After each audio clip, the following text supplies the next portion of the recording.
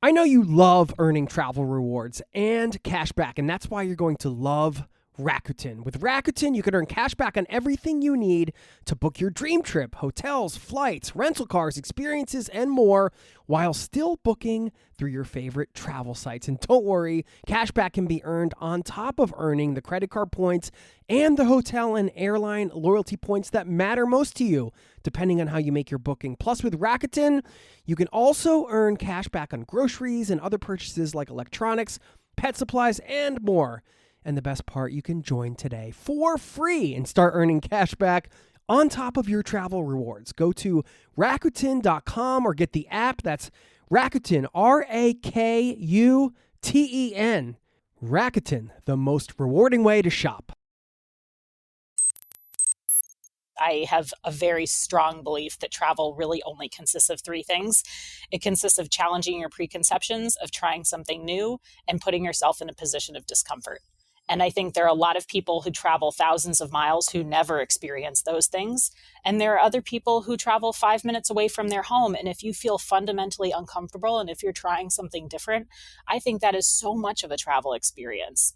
I can't help myself, but I am always drawn to disruptors, people that aren't afraid to challenge the status quo. And we have one here today, our guest, Beth Santos, who is challenging some of the narrative around travel just by leading a community, by having important conversations like the one we are sharing today. And we have a ton going on in this interview segment. We talk about how her reconnecting with her family's heritage and learning Portuguese led to a life of travel, how to lead a community and create a safe space for others. We discussed the narrative around solo female travel and why she believes what you see out there is not necessarily a comprehensive look at the entire travel experience. So much going on in this interview. I know you're going to love it. Thanks for listening. Thanks for being here. Buckle up, strap in. Here we go. Welcome to the Zero to Travel podcast, my friend.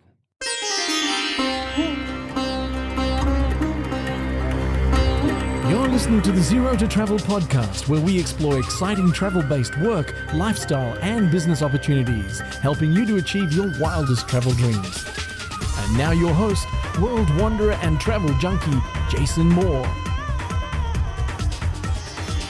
Hey, what's up? It's Jason with ZeroToTravel.com. Welcome to the show. Thanks for hanging out, letting me bring a little travel into your ears today. This, of course, is the show to help you travel the world on your terms, to fill your life with as much travel as you desire, no matter what your situation or experience. As you heard at the top, plenty of good stuff coming your way. And I do want to remind you to get in touch if you have not done so and you've been thinking about it. Drop me a line, jason@zerototravel.com, or even better, leave me a voice message. Now, one last thing before we dive into the interview. Stick around on the back end. I want to issue a challenge to you, something that might get you thinking in a different way when you are getting together with your friends the next time, or maybe arranging some networking events or some business meetings or whatever the case. Maybe this is just a different way to approach it. So I'll leave you with that challenge, plus a quote.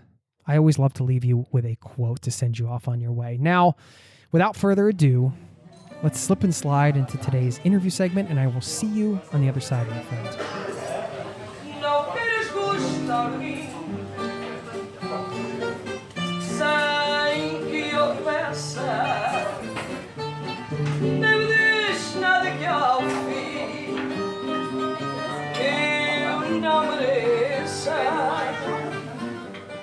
Here we are. And where are you? I'm in Boston. Okay, yeah, Boston. That's where you grew up, right? Yeah, more or less. I grew up in southern New Hampshire, not too far away. Okay. And so I moved back here 5 years ago, not ever intending to do it, but kids and free babysitting from grandparents, that'll do it. It's a very attractive offer, the free babysitting thing. It sure is. Yep. Well, I am so pleased to introduce my guest today, Beth Santos, who is the founder and CEO of Wonderful, an international community and social network with the active participation of over 40,000 women and non-binary people of all ages and backgrounds. She's also the creator of WITS Travel Creator plus Brand Summit, the Bessie Awards, and the first ever outdoor women's festival taking place in New Orleans in March 2022. Beth, welcome to the Zero to Travel podcast. Oh, thanks, Jason. It's so great to be here. So you have a 4-year-old and a 10-month-old, and it's funny because I was going to get advice for getting my 3-year-old to bed earlier, but it sounds like you're in the same boat. So yeah, I think we'll just be trading advice back and forth because I have not figured that one out. Nope. No. I wanted to ask you about Chicago adventure therapy, which seems like something that you were involved with for 4 years. And it sounds like a very interesting organization where, well, you can explain what it is. And I just want to hear a bit of your experience around that. First of all, I love that you just brought that up because nobody in the history of any podcast or show I've ever been on has asked about Chicago adventure therapy. So way to go. It's a really cool organization based out of downtown Chicago. And so I lived in Chicago for 5 years, got married there. And while I was there, I was on the board of this organization. We call it CAT. And adventure therapy is actually this really cool concept that basically is about taking people who live in an urban environment and exposing them to the outdoors and the wilderness and adventure sports. And the personal development that comes out of that, the trust that is required for a lot of these sports. We're talking like, kayaking, orienteering, rock climbing, things that if you don't live in a kind of wild area, I grew up in New Hampshire, you're not exposed to that on a regular basis. And so this organization works with high school students all around Chicago, many of whom have never left the city of Chicago, and takes them on these adventures, camping, backpacking, and even things that they can do right in the city, kayaking along the lake there, Lake Michigan, or going like kind of orienteering, backpacking through the city and just kind of building some of these skills. And it's actually, it was really amazing while I was part of it because I think you don't realize how much of those natural skills you're missing until you do it. And you're like, wow, there's so much personal development. There's so much team development. There's so much involved that you don't even know that you don't have if you're not there. And so they worked with hundreds of students from all around Chicago to just give them that kind of exposure and to give them something new. Yeah. And how did you get involved? Were you one of the... So I was a member of the board, and I don't even remember. So Andrea Nepper is the founder, and executive director of CAT. She is one of the leading kayakers in the world. She goes on these like rapid, like when you see the crazy people going down waterfalls. That's her. She's like competing at like the Olympic level. And just had this deep love, first for kayaking and realized how little other people had the ability to see that. And I honestly don't even remember if I met her at an event or something, but when I learned about it, I just realized, again, I mentioned I grew up in New Hampshire, and in New Hampshire, the outdoors are just all around you. You can't avoid them. And then when you go into a city like Chicago, which is so, for those who haven't been, Chicago sprawls so far out. I mean, it's just city upon city upon city for miles. And so it is very easy to not leave the city because it does reach so broadly. And because of that, I think there's just a lot of things that you can miss in that natural world. There's so many other wonderful things about Chicago that I love. But then I think it also reinforces the fact that you can find these things everywhere. You don't have to go completely off the grid to have these experiences. You can find them. And so, yeah, I honestly don't remember where it came from, but I was involved with them for a number of years all throughout my time in Chicago, and just love the work that they do. Yeah, I think it's interesting because I see a bit of a parallel with that and what you're doing now, because, like you just said, you don't have to travel far to have a travel experience. I'm using air quotes, right? So, I mean, if you've never done orienteering before, and if you're 20 miles from where you live and that 20 miles is from a city urban environment into the wilderness around there, or wherever, even just some forest. I mean, it's a completely different experience, and it is a travel experience. And 100%. that's always a gift, I think, to be able to have the travel experiences, but also to be able to be a part of facilitating those for somebody else, which is kind of in line with what you're doing right now, right? Completely. Yeah. The point that you made is exactly where I am in terms of my own travel beliefs. I have a very strong belief that travel really only consists of three things. It consists of challenging your preconceptions, of trying something new, and putting yourself in a position of discomfort. And I think there are a lot of people who travel thousands of miles who never experience those things.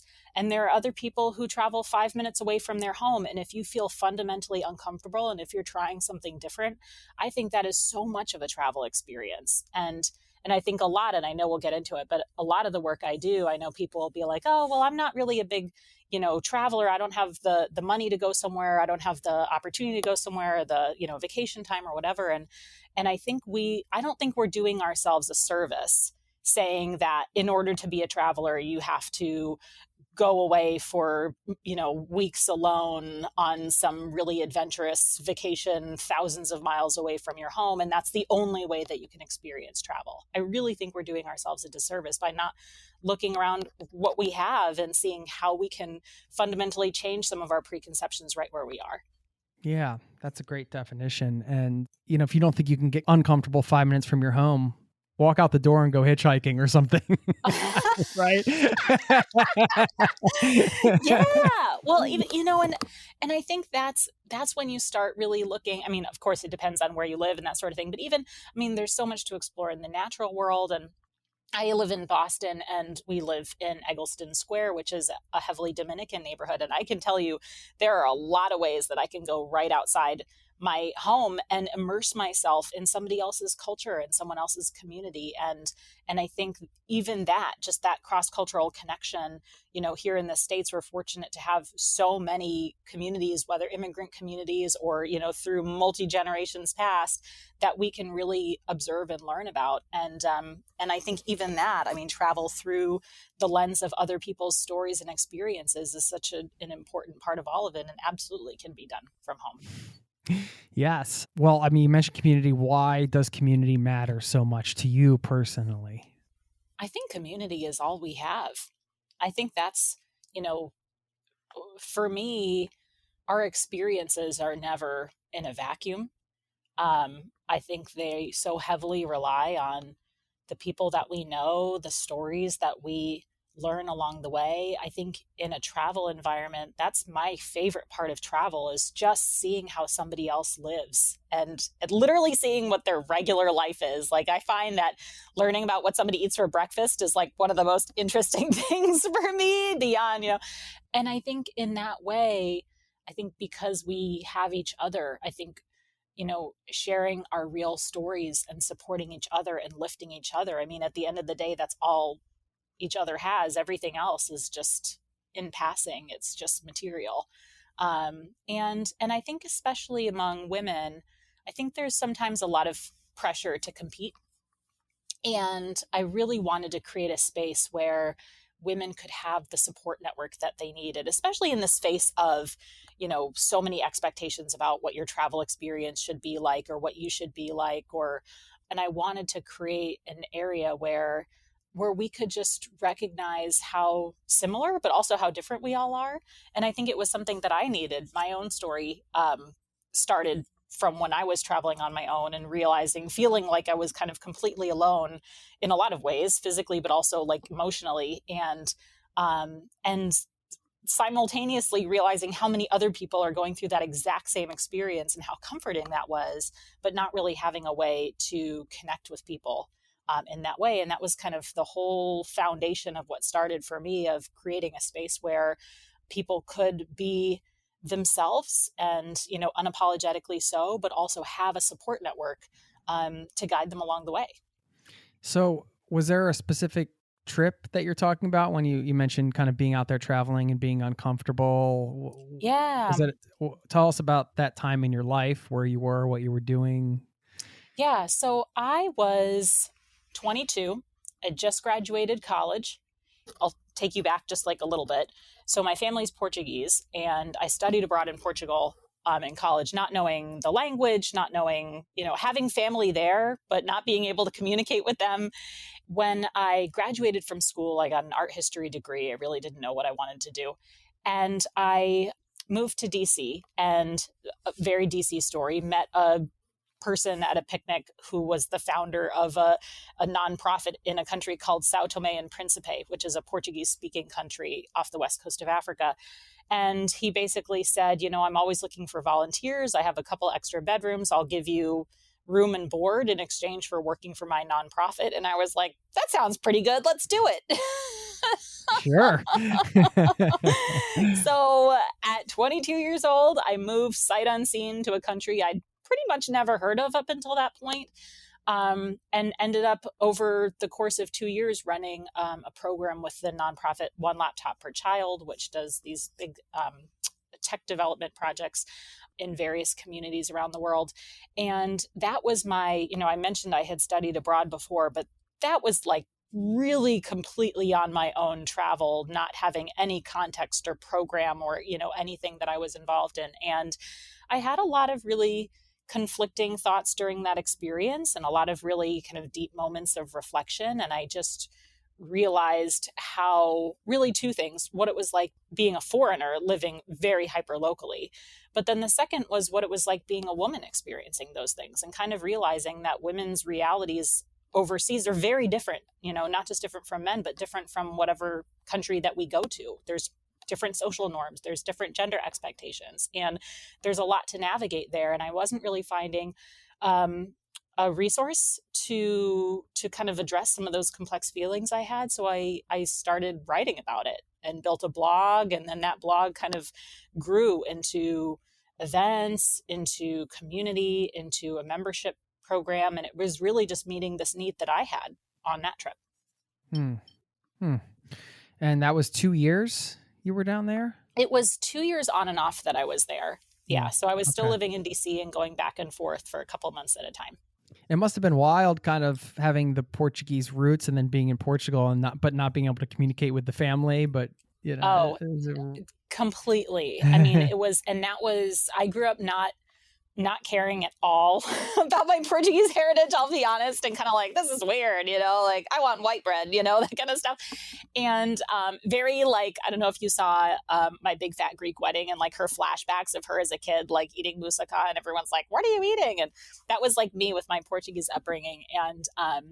And then something just changed in me in college. And I was like, I've never learned this language. It's my father's first language. I just really want to know kind of where I come from. And it was this amazing, like fundamentally rocking experience to go.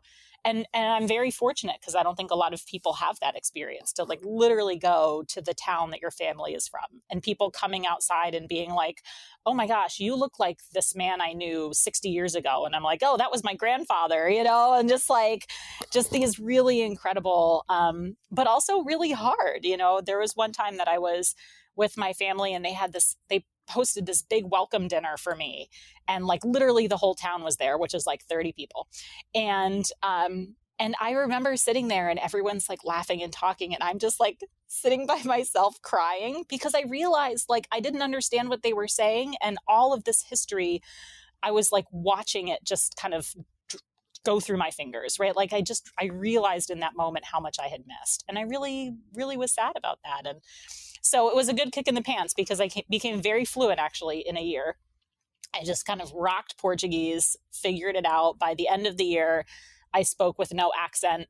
I cannot speak like that anymore, but I did at one point. And it took me on this journey of the Lusophone, or the Portuguese speaking community around the world, of which there's a number of Portuguese speaking countries. And I worked for the Portuguese embassy for a number of years in DC, and then found myself kind of exploring some of the other Portuguese speaking countries like São Tomé, which is, a place that a lot of people haven't been to. There's like 150,000 people at the time in the country. It's the world's second smallest economy, and it's an absolutely stunning place.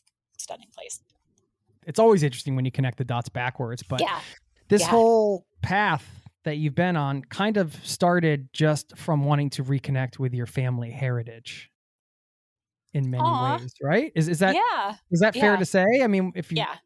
Oh, yes. I think it's funny because it all makes sense in the end, right? Like during the time, I'm like, I don't sure, know what I'm doing. I'm just right? kind of Who going does? up here, going over here, whatever. And then, right, you kind of look back and you're like, it was always a very personal journey for me. And I think actually that's what makes the community that we have today different, because we do kind of like embrace that vulnerability and that personal experience, and we talk about that and we lean into that. And this isn't just, hey, make money and travel, or like, hey, get out there and see the world. It's like, let's talk about these really hard feelings that you're having and the fact that it's completely normal to have them. And we talk a lot about like reverse culture shock, and we talk a lot about feeling unwelcome.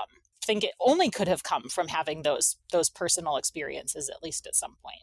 Yeah, it just sounds like a really powerful moment. Just putting myself in your shoes, thinking of you at that dinner and kind of, everybody talking around and just having that such an emotional experience, and then just hitting the ground running with the Portuguese and everything that came out of that. Wow. Yeah, yeah, it was. We'll get back to the interview in just a moment.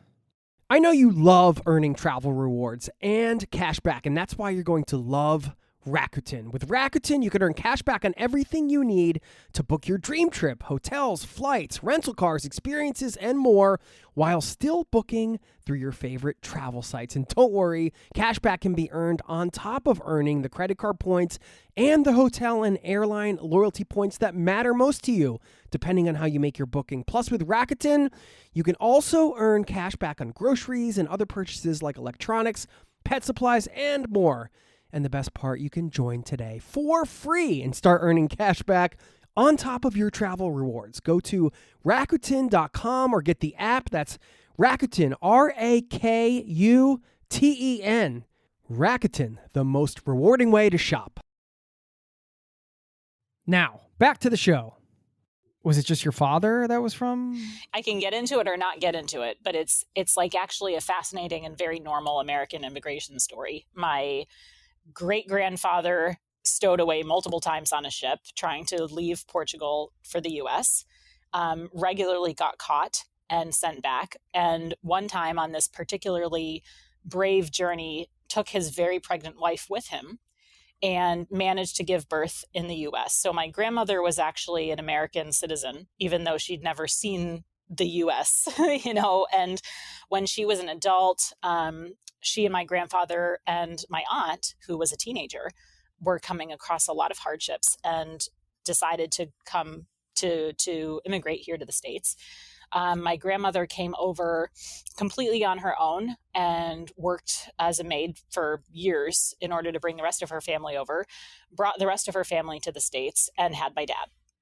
So my dad grew up in the States with only Portuguese-speaking family. So Portuguese was his first language, then was thrown into the American education system, and constantly had this kind of dual life that he was living of like, Portuguese at home, American everywhere else, which is kind of a lot of people's immigration stories now.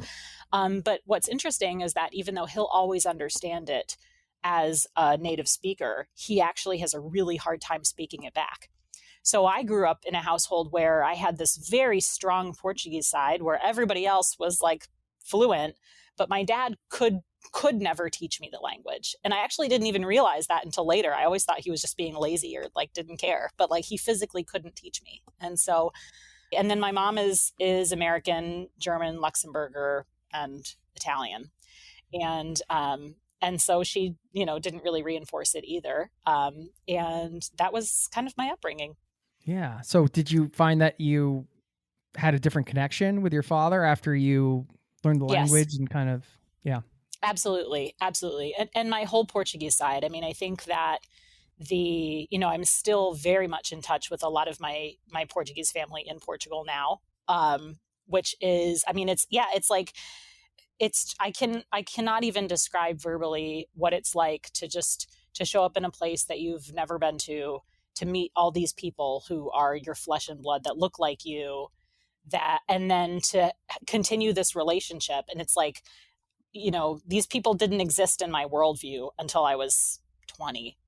And then one day they just show up and there's this whole other side of my family that, that I'm getting to know. And yeah, I think it changed my relationship with my father, with my Aunt Mary. I would call her and just speak straight up in Portuguese. And she was like, who's this calling me right now? I don't understand. So that must have been so fulfilling. Very fulfilling. And I think it also, I think language is very powerful in general. And I forgot who had, somebody very famous had said, speak to a person in your language and you speak to their head, speak to them in their language and you speak to their heart. Right.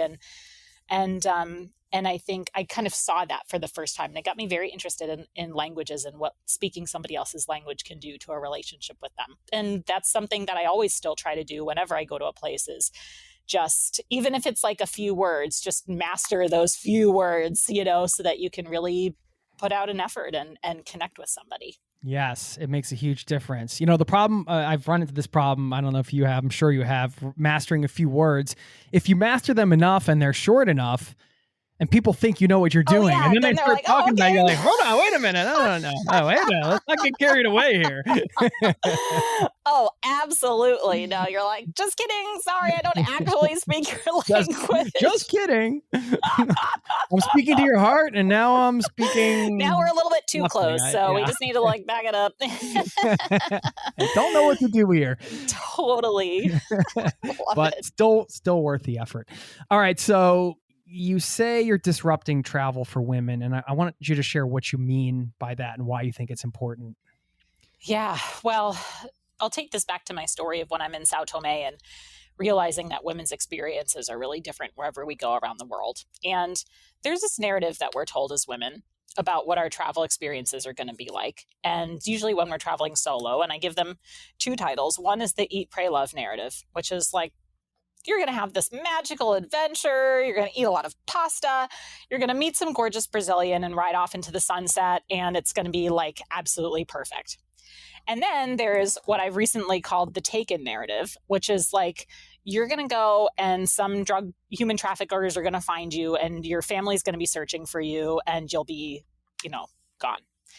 And that's really the substance of what we talk about when we talk about women's travel. It's either about, how awesome it is and, maybe some fashion shopping, or it's about how dangerous it is. And when you Google solo female travel, a lot of the stuff you're going to find is like top countries for women solo travelers to visit or how to stay safe or all sorts of products and, on like whatever, alerting your family if you're in danger and that sort of thing. And I think that stuff is important. I'm not saying that safety is not important, but I'm also not saying that it is a comprehensive look at the entire travel experience. There's so much more that women need to know and should know about travel. And I think it's really important to have honest conversations. The other thing is that oftentimes when we talk to women, we're talking about white women. We're not talking about various intersectionalities. We're not talking about what it means to be, a lot of these surveys, I've looked at these surveys on like solo travel for women. And sometimes the questions on the surveys, I've literally seen one that's like, how comfortable do you feel walking around this city? And I'm like, what kind of ridiculous question is that? How comfortable do you feel? I mean, first of all, you're taking somebody's biases and just amplifying them of like, if I feel uncomfortable, is it because the city is dangerous or is it because I'm actually a little bit racist or I'm, looking at this the wrong way, I think that that's really important. And also when you're doing a survey, you have to look at who's being asked. Are you asking white women? Are you asking Black women? Are you asking LGBTQ women? Like, who are you asking? Because their answers are going to be different. And so when I'm talking about disrupting the travel industry, I'm talking about making sure that the travel industry is truly representative of the women out there and our real challenges. 80% of travel decisions are made by women. We dominate the travel industry. And you think about why, it's not just because women are traveling so much more than men, but historically and still now, a lot of times it's the women that are booking for their families, or a lot of times women are the ones in an assistant role and doing booking for a business. Certainly not all the time, but those trends are still there. And so when it comes to actually purchasing, the women are the ones who are purchasing. And yet at the same time, we're kind of looked at as this niche that's just about safety and fashion. And I think that that's totally absurd. And so my goal here is to do a couple things. Number one, it's to give women the real information that they need. And the only way you can do that, in my opinion, is by connecting women in places all around the world. The best person that I can ask for information about where to go is a person who lives in that place. So we're creating this live network of women worldwide who can guide one another, who can give each other advice, whether it's travel tips like what bus should I get on in this city, or it's just emotional, about what it feels like to be traveling on your own, or a situation that's challenged you that you wanted to talk with somebody about. So the first thing is just helping the travelers get out there. But then the other thing we're really looking at is, I don't believe that in order to make travel better for women, it's necessarily on the traveler. I don't think it's like, let's just give women all the tools they need and arm them with pepper spray and send them on their way. I think there are, to my point earlier, a lot of issues with how the media talks to women, how the industry is addressing women as purchasers. And so in that, there's a number of things we need. We need better representation. We need more women in senior leadership roles, which is famously low. We need more women who are actually building companies that are solving these problems. And so we also do a lot of work supporting creators and influencers and small business owners in travel and helping them get their footing and getting the amplification that they need. So we're kind of operating this really cool ecosystem to make travel better for women everywhere. And my last thing that I'm going to get on a soapbox about, and then I'll shut up, I promise, is that when we talk about making travel better for all women, it also doesn't mean necessarily always the traveler. Sometimes it means the woman who's in the community that's being affected by your travel. Sometimes it means the woman who's working for the hospitality industry, or the woman who's servicing your hotel room. And so we want to think about travel not just as me going to a place, but as the deep dynamics that are all involved and how we can become better travelers across the board so that we can make this experience a positive one for everybody that's involved. Yeah, beautiful. Thanks for sharing all that.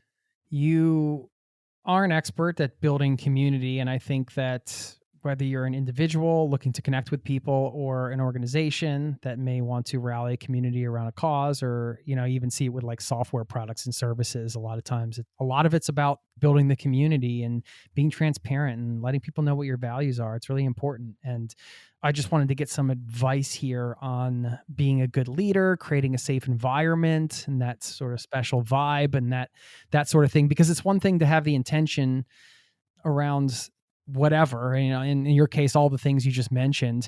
And then the other thing is the execution of that, right? Like, how do I actually create that vibe and create that safe space for people? So, yeah, I think a lot of it starts with you as a leader and you as a leadership team. I think, I'm going to say a couple of things that people might not agree with, but so I have my MBA in a couple of different things: social enterprise and marketing and management strategy. And the things that they teach you in business school about building a business are great and, fundamentally important. But at the same time, sometimes I think that when you're building a really engaged community, you have to kind of leave some of that stuff at the door and just show up as your personal self. And I think I think sometimes people who try to create communities and fail to do it fail because they're afraid of getting too vulnerable, and they want to look really professional and really buttoned up and put together. And when you do that, though, you're kind of portraying an inaccurate version of yourself, and it's not a believable version of a person, in my opinion. And so I think right now people are looking for real leaders in these communities, and they can tell when something is just created for the sake of growing a business and just manufactured. And I always have to keep that in mind when I'm working on Wonderful, because you can see when you're trying to, if you have an agenda and you're trying to promote something, how that changes somebody's, dynamic with you. If you're like, oh, whatever, I'm going to share this thing, and then it ends up that somebody's like, oh, really? That's why you were talking to me, because after all this, you just wanted to pitch me on whatever product. And so I think first and foremost, it's just about being really real and honest about who you are, but also doing that with your leadership team as well. We've had people that have come to our content creator event called WITS, the Women in Travel Summit. And they'll say, wow, it really looks like, you guys are having a really good time. To our planning team. And we're like, that's because we are having a good time. We actually enjoy being together. And I think, there's obviously people are not always going to agree. And, we have our disagreements as well. But the dynamic that you have with your team, that will trickle down to your community very fast. So if there's, iciness at the top, if there's drama at the top, your community will get the effects of that very quickly. And so I think having just really good relationships with your leadership team and sharing that with your audience and being, there are times where I'll say to them hey, there was something that we were planning on doing and we thought it was going to work and it didn't work and I'm really sorry, and people are so forgiving of that stuff. They love that. It's they're getting a behind the scenes look of what's going on in your head. Nobody thinks that you're a dummy because the thing didn't work out unless you're trying to hide it. And then, so I think a really important part of all of this is just talking really openly and being really real, but also being really interested in your community as well. You talk too much about yourself, or you're only sharing your own updates and you're not asking people questions and you're not asking them for their story. I mean, I think one thing that is really important to me with Wonderful is creating a business that can go on without me. And I think that's truly what a community is. If I go somewhere and the community dies, there was never a community there to begin with. It was all relying on me. And what I want is for them to all rely on each other, because who knows what's going to happen to me? I could get hit by a bus in 10 minutes. Who knows? So I think creating something that really does genuinely is manifested in multiple connections, like a whole web of connections. That's a really highly engaged super community that's going to continue on forever. And making sure that you're taking an interest in the people who are part of your community, giving them opportunities to showcase their talents, giving them chances to meet one another and share their stories with each other. That's when you really get that level of strength that you're looking for.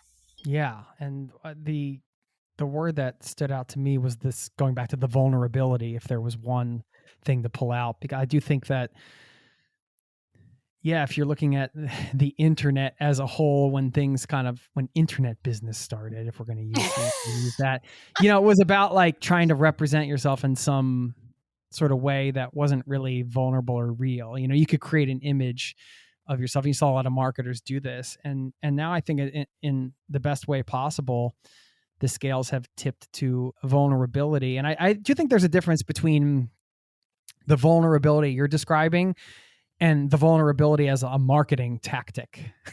Yeah. You know what I mean? Yeah. And I think anybody can sniff out the difference. Yeah. If you're, definitely. Well, and yeah, no, you're right. There's a lot of fake vulnerability out there, usually in some sort of Facebook ad that's like, hey, everybody, I was having a really hard time losing weight, but then I discovered, whatever. But yeah. And I think especially in the internet, we cannot forget that the internet is like a whole different world of business. And especially being in kind of an organization that focuses on women and women identifying people, the internet hits women hard sometimes. And I'm talking about things like social media. I'm talking about self-worth and mental health. And I think that's something that we shouldn't forget, is I love all the inspo that we put out there sometimes, but I also think that sometimes when you're just sharing a whole bunch of pictures of yourself gallivanting around the world and looking perfect because you've photoshopped everything, I don't know. So like, I think we're also making people feel bad if we're not kind of being realistic about, well, this is how I got here. This is why I got here. Again, like there's a balance that needs to be struck here between being honest about what your life is like, but also showing the whole picture, I think. And there's studies out there that have talked about, how right now, how much the internet and how much social media is affecting our girls. Teenage girls are getting hospitalized because they're doing harm to themselves because they don't feel like they're good enough. And I think that's where, even on this meta level of like disrupting the stuff that we're doing, we have such a strong focus on social media, and we live on the internet. That's where our community lives and breathes. And sometimes we have conversations about like, how can we make sure that we're a place that people are coming to feel good about themselves, and that, that talking about travel is not making somebody feel like I'm never going to have that, I'm never going to be good enough. And it's a hard thing to figure out.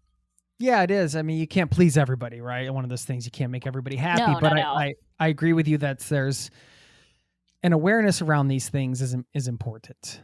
And then, when you put anything out there, you're always going to be subject to criticism.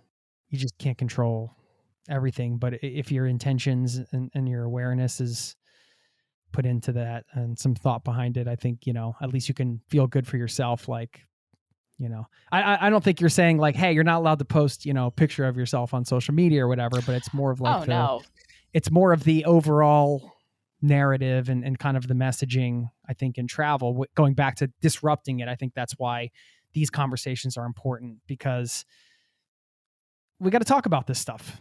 Right. Like, we have to talk about the fact that it's happening. Yeah. And, if you don't acknowledge it, right. I think that's part of the ecosystem that we're operating in. No, I am absolutely not saying if you're going on lovely experiences to like tone it down so that somebody else feels better about themselves.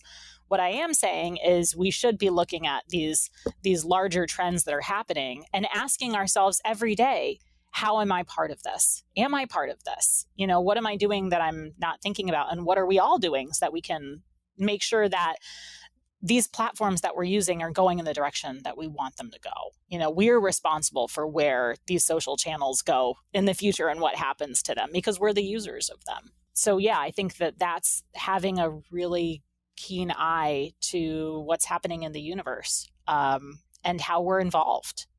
Because I think a lot of times we think that we're not. We think we're just like, oh, I'm just one person, so, it's okay. But we all have an impact. We'll get back to the interview in just a moment. Now, back to the show. What is your relationship to failure as a serial entrepreneur? What is my relationship? We're practically married. What are you talking about? I don't know. I think people have a lot of feelings about this word. I personally hate the word failure because it's so ending. Failure is like such a regular part of my day. You failed. Yeah. You must never try again. No, but I think, and I think that's actually part of the problem is just like the word, people are like, oh, embrace failure, da, da, da. I don't know. It's like such a dramatic word. I think it almost overly dramatizes the regular experience of learning that we need to have every day, of just like, there are going to be things that don't work, and then you got to find something else that works. And you just and literally entrepreneurship is just like refusing to give up until you succeed or move on to the next thing. Like that's like all entrepreneurship is. If you look it up in the dictionary, that's exactly what it says.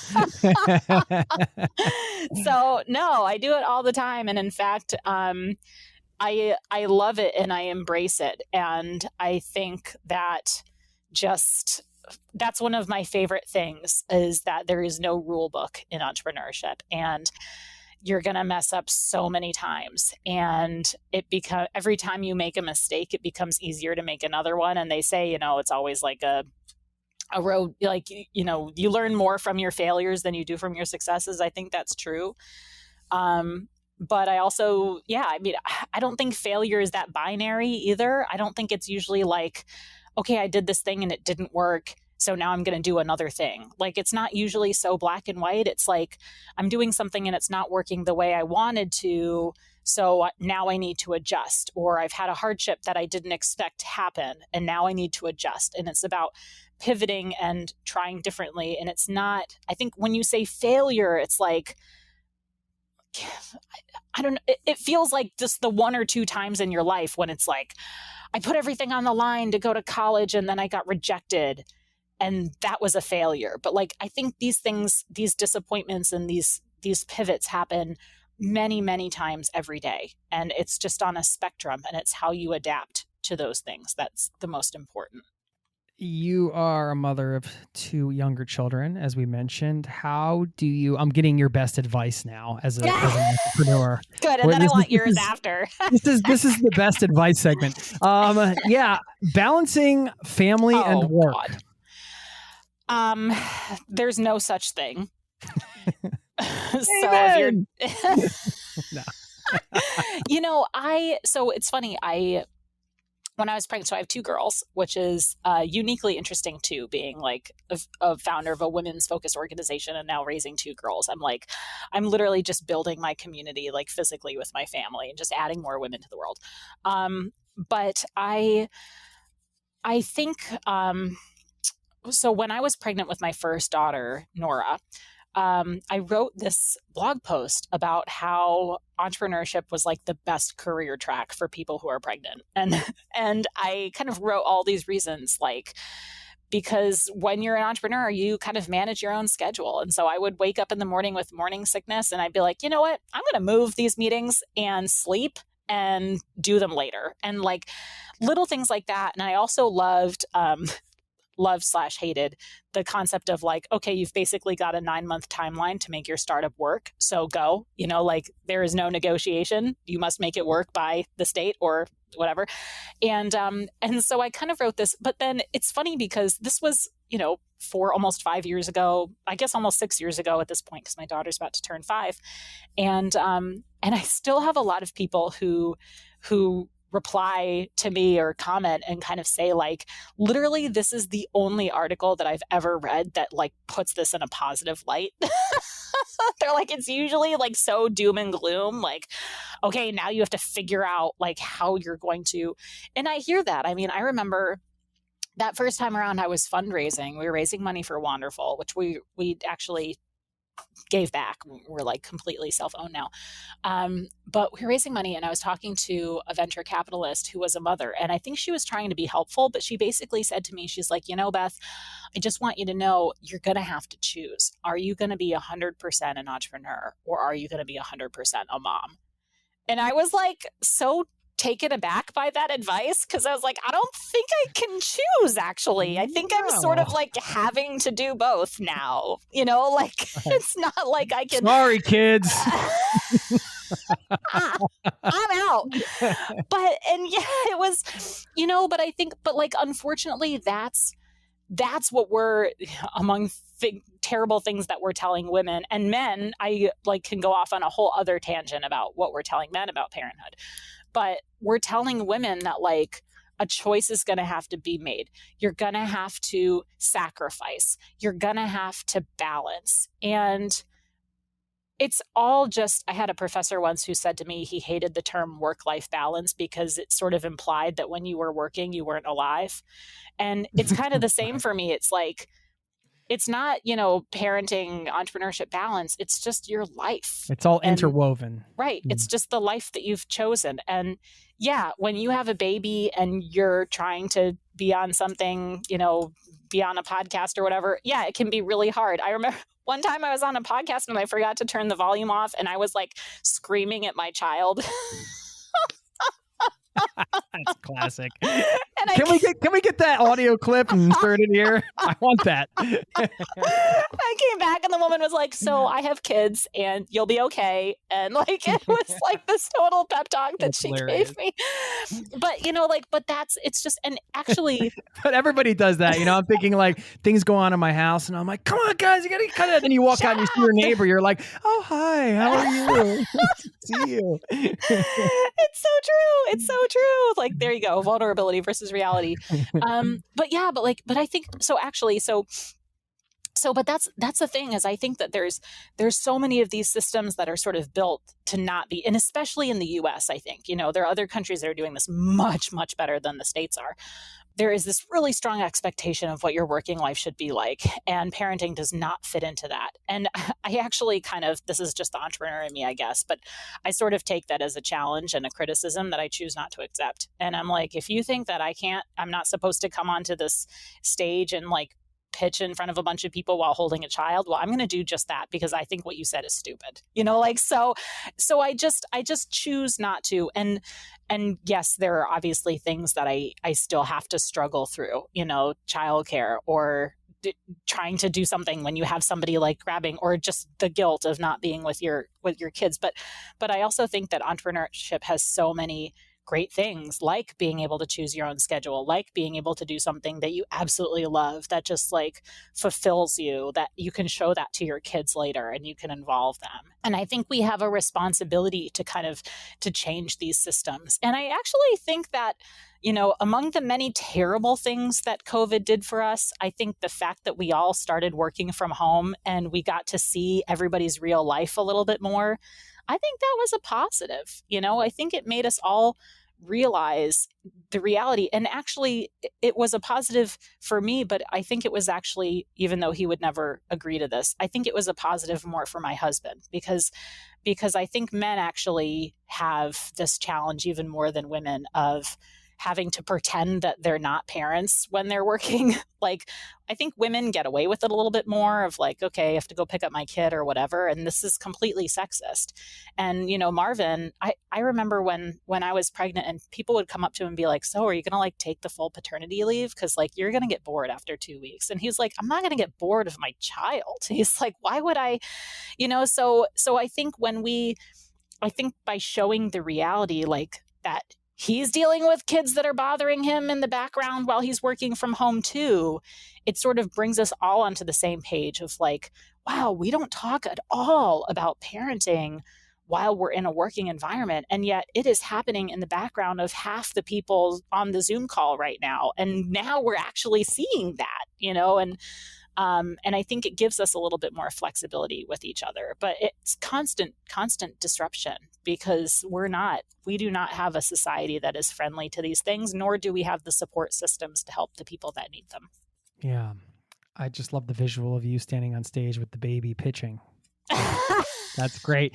I mean, that kind of goes back to what you said. It's just hey, it's kind of fun to throw out the rule book, whether it's in entrepreneurship or life. And that is innate to travelers, I think, in some regard, right? Part of travel is kind of throwing caution to the wind and just going out there. And there are a lot of rule books you can throw out when you're traveling. You don't even have to be so many. Who you are at home, where nobody knows. There's anything. So much. You could just walk backwards all the time and just make that part of your, yeah. Well, and I think it's, I think there's things that we can do, but I also think that equally important is giving other people agency to do those things as well. And, I think talking about, pitching on stage when I was, I actually got a call 2 days before I gave birth saying that I made it into this pitch competition and I needed to pitch in a week. And so I told them that I was 24 hours away from being induced to have my first child. And I didn't know what my state of body or mind would be in a week. And they were basically and this was the first time in the startup world anyone had ever done this, but they're we will do whatever you need us to do so that you can pitch. If it has to be virtual, if you want to put it off, that's totally fine. If you want to get on stage, we'll support you. Literally whatever you need. And that actually made a big, big difference for me, that somebody would reorganize their entire event to make sure that it was accessible to me as a new mother. And I did. I actually went 5 days after giving birth, waddled on stage, was like a sausage in my dress. I couldn't fit into anything, gave my pitch, 1 second place, got out of there, went on maternity leave. Beth, that is unbelievable. Wow. I mean, that's... But wow. You know what, Jason, it wouldn't have happened if somebody didn't change the rules for me. They made it possible. And I think, you have to give other people agency to be themselves. And I think it means breaking the rules sometimes. And I think in travel the same way too. I mean, we have to let people try new things and explore and be different and be themselves and learn about who they are. Because if you're creating all these rules about what people should be, you're not giving anybody that flexibility to be themselves. And I think going back to community, that's a lot of what building a community is all about. Ah, man. All right. So speaking of vulnerability and all of this stuff we're talking about, I actually have to go pick up my kids very shortly at their daycare. But I feel like in some ways we've gone deep, and in some ways we've also just scratched the surface a bit. So we might have to have a round 2 at some point, ideally in person. And Beth, it was such a pleasure to have you on this show. Jason. We will have to do it again at some point, and over hurricanes in New Orleans. I don't know, possibly. That sounds great. That sounds wonderful. Let's do that. But look forward to keeping in touch, and thanks for your time. Thanks, Jason. Appreciate it.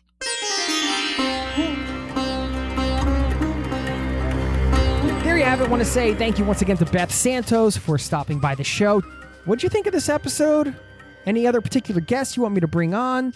Any other additional feedback? Please let me know. You can always drop me a line. Jason@zerototravel.com is my email address. And again, leave me a voicemail on that voicemail box. Super easy to do. You don't have to enter an email or anything. Just push a button and leave me a message, and I'll send you one back.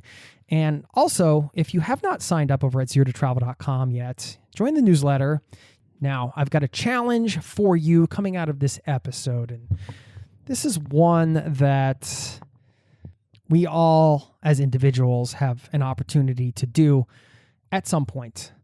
And that is creating a safe space for others, something that Beth and I talked about today. How can I, this is a challenge for myself as well, how can I create a safe space for others, whether it's in a community, in a small gathering with friends, in something that I start and lead? Maybe you want to create a meetup and connect with other like-minded folks on a particular topic. What can you do to facilitate that and create a safe space for others that people will feel comfortable sharing? And maybe that's just setting an intention at the beginning of a little conversation. Sometimes it's all it takes, right? A little bit of a sentence or two with some friends. Say, hey, I got some things to talk about, y'all. Can we be safe here? Can we just have this judgment-free environment? Let's just have a chat. I want to share some things, get it off my chest, or I want you to share some things, or let's share some things together.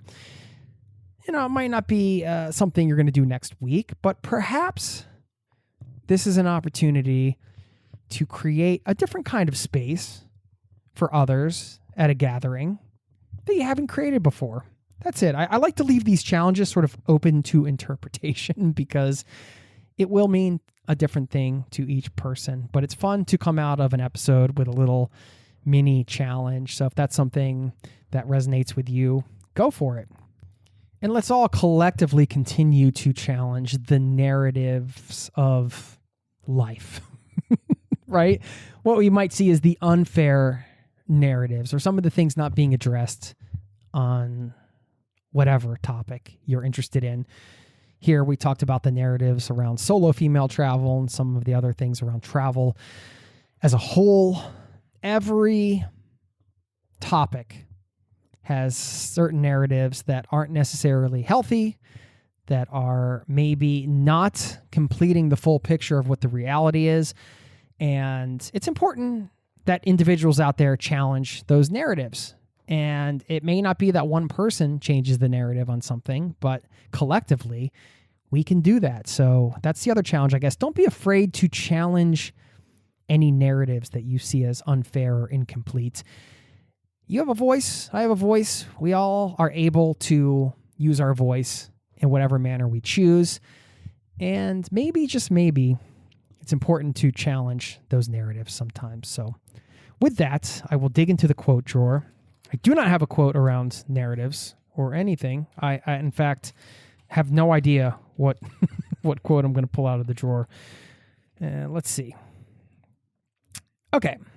This one's from Jalal ad-Din Rumi. Everything you see has its roots in the unseen world. There you have it. Another one in the books. Thanks for coming along for the ride, and I'll see you next week. Peace and love. Cheers.